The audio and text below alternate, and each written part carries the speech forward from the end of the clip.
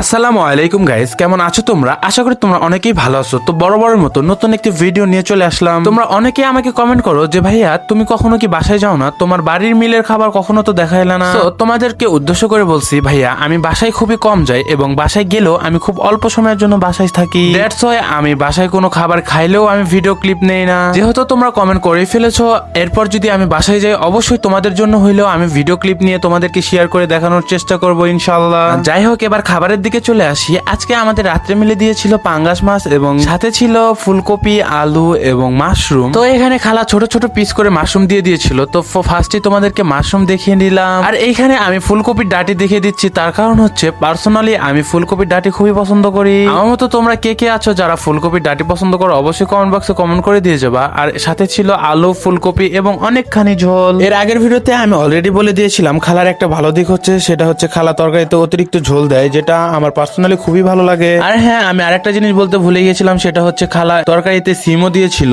যেটা আমি এইমাত্র দেখতে পেলাম। যাই হোক, চলো এবার খাবার টেস্ট করার পালা। দেখি খাবার কেমন রান্না করছিল খালা। আমি এইখানে ফুলকপির ডাটি এবং সিম দুইটা দিয়ে ট্রাই করে দেখছিলাম। আলহামদুলিল্লাহ খালা অনেক সুন্দরভাবে রান্না করছে।